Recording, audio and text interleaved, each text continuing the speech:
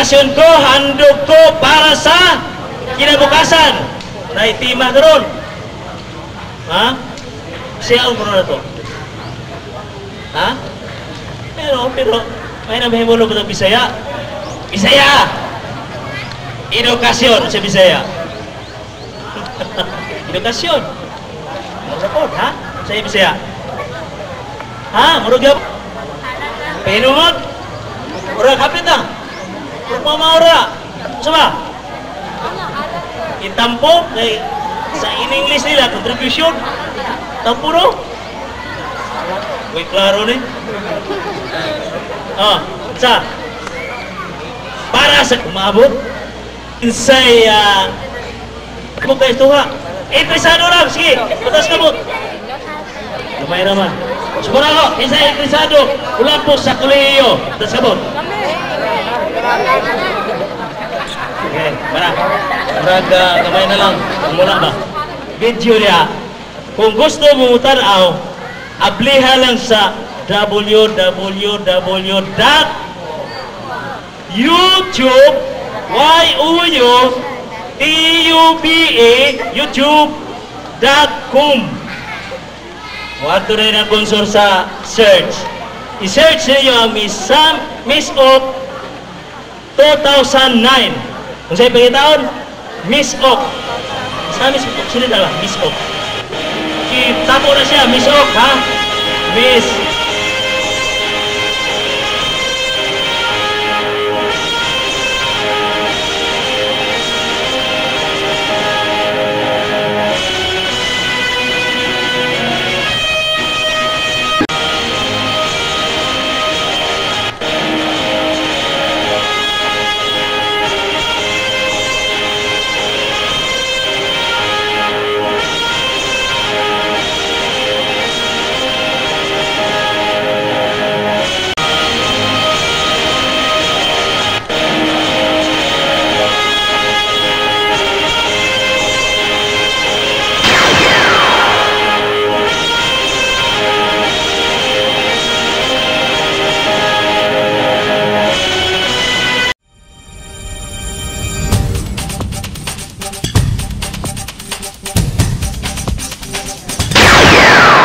sa ako ang dawaton nga buot mo abil sa maong programa nga scholarship. Ang ako lang tuyo, ang ako lang tumo nga ang maong aplikante doon nagiyang interes nga muskwila. Wala ko'y basihanan nga pila iyang grado basta nakapasar lang o ang interes yun sa maong aplikante. Sa college sa ba ni wa ba kay sa high school ng college ra? Pagkakaroon wala puros pa college ang ako ang isang bidawat. O gani doon na mga 5 na tingaling na nakahumanagin sa ilang kurso na ikuha o boss ni akong programa. O gani doon na ang akong ibawuhan nga doon na trabaho sa Manila. Salamat ko doon na nagyan ang kabuhian nakatabang na sa silang pamilya. Ang usaan na mga itong nakuha o siman o karon na nakabalita ko nga mintas tanto siya naguwat nga taugon sa usa ka kumpanya sa overseas na shipping company. Nagtrabaho na siya sa sa kumpanya nga diya sa Manila. Nagadawat ako siya sweldo pa. So, unsa ang pag-abil sa mga pobre? Kuan lang siya, mga magdala lang certification gikan sa DSWD o ingon man o diba sa barangay captain ang pamilya gyud nga hindi siya na isakop, indigent siya, dili ita maka-afford pagpaskwela sila ng anak. Kung mamangin na ang akong tuyog yun nga ang edukasyon maging importante sa tao. O sa ako yun nga gihatagan yun na o prioridad sa akong programa karon o daghan yung taon ang gani ubay-ubay na ang akong eskolar. Mura po o nasakripisyo ang mga pila tao mga financial assistance po nga itong gipangay sa mga kapitan. para sa mga infrastructure, pero ako si gihatagan prioridad ang edukasyon. Sa pamay ubang mga pangutana lugar. Balik sa mga programa nga akong ilusan po kanina. Scholarship programs sa mga kabataan ato karon na wala yung taon ang uban naundang taon pagpa-eskwela kay wala lagi kwarta nga ikasuportar nila sa pagpadayon sila pag-eskwela o gani daghang gani nga may apply na po na naundang taon ang ilang pag-eskwela tungod kay dili na pud ka-afford ang ginikanan. So, Arthur, makaroon na doon na ba'y gidawat ni mo? Gidawat na ko. Na ba yung mga slots diya nga makaabil sila? Karon pagkakaroon ni noon, mula ako pang itanawon lugar kay murag daghan-daghan lagi kayo nga nadawat. Basin baon niya o mula pas na po sa kumputa. Naikuta ninyo? Doon naman gi akong kuta nga. Doon na pag-igahin na para sa mga infrastructure ba katong mga financial assistance po. Pero di mo parehas og quota sa mga board members, di ba? Na may doon na lang gikuha lang na namo diri sa amo ang RUDF. Parehas sa may quota pero ara na namo og pila ang quota nga among gigahin nga sa programa sa pagpaedukar o katong sa mga infrastructure sa mga financial assistance nga among gigahin po para sa mga kapitanes o sa mga order nga mga aid nga nangayon daw financial assistance. So, doon sa imong auhag nga may encourage po ang mga student.